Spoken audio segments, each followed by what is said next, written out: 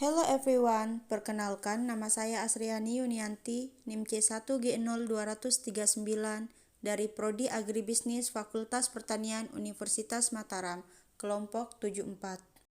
Jadi, tujuan saya membuat video ini yaitu untuk menjelaskan sedikit tentang organisme pengganggu tanaman pada hama, gulma, dan patogen. Organisme pengganggu tanaman pada hama yang pertama yaitu Oxia sinensis atau yang biasa kita kenal dengan sebutan belalang. Sistematika dari hama ini yaitu filum Arthropoda, kelas Insecta, ordo Orthoptera, famili Archididae, genus Oxia, spesies Oxia sinensis. Hama ini memiliki ciri-ciri yaitu memiliki kepala, memiliki sepasang antena, memiliki mata majemuk, tubuh terdiri dari dada atau torak, abdomen atau perut, badan silinder dan berwarna hijau hingga kecoklatan, memiliki sepasang sayap, tipe mulut penggigit dan pengunyah, memiliki 3 bagian kaki, depan, tengah, dan belakang. Gejala yang ditimbulkan dari hama ini yaitu memakan bagian daun pada padi sehingga daun terlihat bergerigi, sobek bahkan terlihat hanya tulang daunnya saja.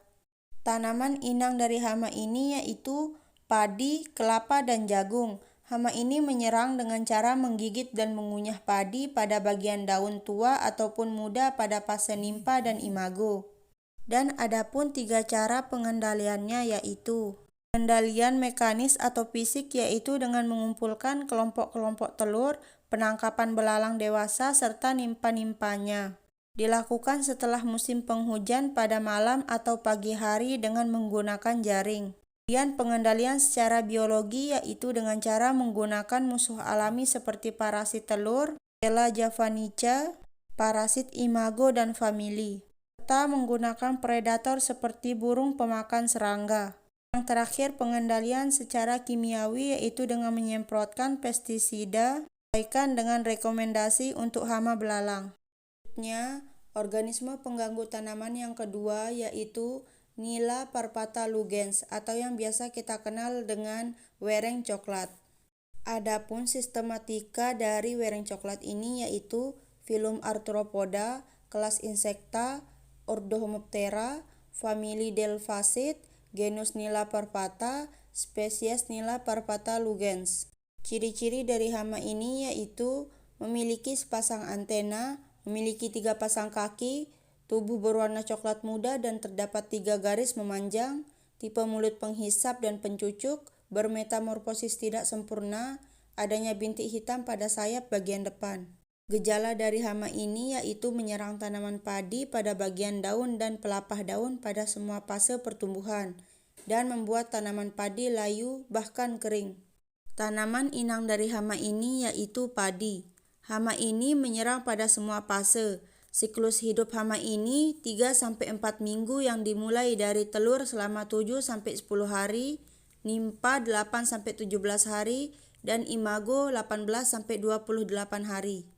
Adapun cara pengendalian secara efektif yaitu dengan cara pengendalian kimiawi, yaitu dengan cara menggunakan pestisida pienum. Organisme pengganggu tanaman pada gulma yaitu ada Ageratum conizoides atau yang biasa kita kenal dengan sebutan bandotan. Klasifikasinya yaitu Kingdom Plantae, divisi Spermatophyta, subdivisi Angiospermae, kelas Dicotyledonae, ordo Asterales, famili Asteraceae, genus Ageratum, spesies Ageratum conizoides. Ciri-ciri dari bandotan ini yaitu termasuk gulma berdaun lebar, helaian daunnya berbentuk bulat, memiliki batang bulat yang terdapat rambut halus, memiliki bunga majemuk berkumpul 3 atau lebih, tinggi tanaman 30-90 cm bercabang, berakar tunggang. Gulma bandotan ini merupakan tumbuhan liar yang tumbuh di sekitar kebun, sawah, dan berpotensi menjadi gulma apabila populasinya tinggi. Tumbuhan bandotan ini berasal dari negara Amerika tropis khususnya Brazil, tetapi telah lama masuk ke wilayah Nusantara, tepatnya di Indonesia. Gulma ini berkembang biak dengan cara biji atau dikotil. Cara gulma menyebar melalui air dan angin. Gulma bandotan ini hidup di habitat darat dan banyak ditemukan pada sawah, pekarangan, dan tepi jalan. Gulma ini tempat merugikannya di bidang pertanian, yaitu dapat menurunkan kuantitas hasil tanaman. Ini disebabkan karena adanya kompetisi gulma dengan tanaman pokok dalam memperebutkan air, tanah, cahaya matahari, ruang tumbuh, unsur hara, dan udara yang menyebabkan pertumbuhan tanaman pokok terhambat. Adapun cara pengendalian gulma yang pertama dengan cara mekanis atau fisik, yaitu dengan mencabut atau memotong gulma. Dan yang kedua dengan cara pengendalian biologis, yaitu dengan memanfaatkan musuh-musuh alami seperti tanaman sela. Cara terakhir yaitu pengendalian kimia, yaitu dengan menggunakan herbisida seperti pulgar. Next, organisme pengganggu tanaman pada gulma yang kedua yaitu Euphorbia hirta atau yang biasa kita kenal dengan patikan kebo. Adapun klasifikasinya yaitu Kingdom Plantae, divisi Magnoliophyta, kelas Magnoliopsida, ordo Euphorbiales, famili Euphorbiaceae, genus Euphorbia, spesies Euphorbia hirta.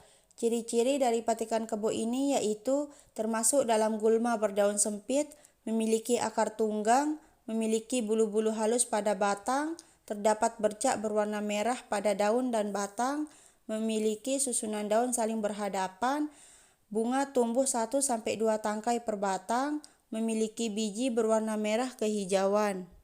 Gulma patikan kebo ini merupakan tumbuhan herbal yang merambat hidup di permukaan tanah dan biasanya sering dijadikan sebagai obat-obatan. Gulma ini berkembang biak dengan cara melalui biji dan menyebar melalui angin. Habitat dari gulma ini yaitu di darat dan biasanya banyak ditemukan pada rerumputan, kebun, dan pekarangan rumah. Tumbuhan ini dapat menyebabkan kerugian pada petani karena dapat menurunkan kuantitas hasil tanaman dengan memperebutkan air, tanah, cahaya matahari, unsur hara. Gulma ini dapat dikendalikan dengan beberapa cara, diantaranya pengendalian mekanis atau fisik, yaitu dengan cara mencabut gulma tersebut. Kemudian pengendalian biologis, yaitu dengan cara menanam tanaman sampingan untuk mencegah timbulnya gulma tersebut. Dan yang terakhir yaitu pengendalian kimiawi, yaitu dengan cara menggunakan herbisida seperti Rumpat 300 atau 100 SL. Organisme pengganggu tanaman pada patogen yang pertama yaitu Xanthomonas oryzae. Adapun klasifikasinya yaitu Kingdom Bacteria, Phylum Prokaryota, kelas Schizomycetes, ordo Pseudomonadales, famili Pseudomonadaceae, genus Xanthomonas, spesies Xanthomonas oryzae.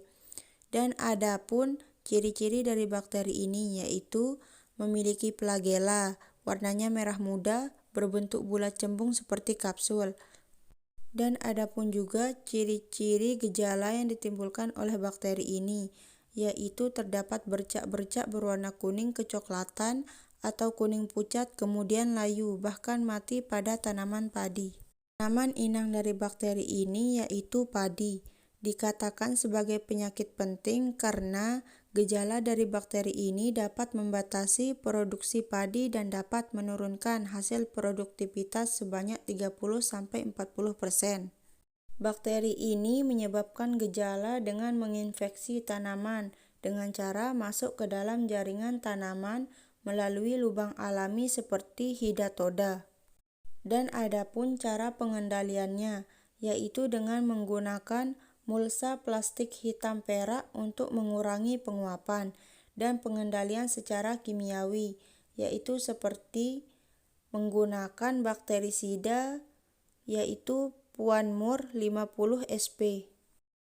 Organisme pengganggu tanaman pada patogen yang terakhir yaitu Colletotrichum capsicii. Adapun klasifikasinya yaitu Kingdom Fungi, divisi Ascomycota, subdivisi Eumycota, ordo Spiraeales, famili Polystigmataceae, kelas Pyrenomycotes, genus Colletotrichum, spesies Colletotrichum capsicii.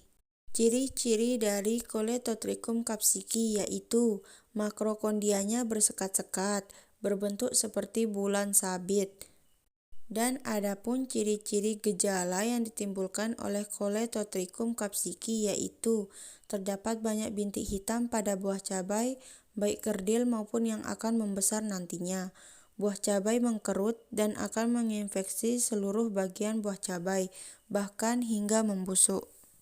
Tanaman inang dari Colletotrichum yaitu cabai, timun, melon, mangga, dan tomat.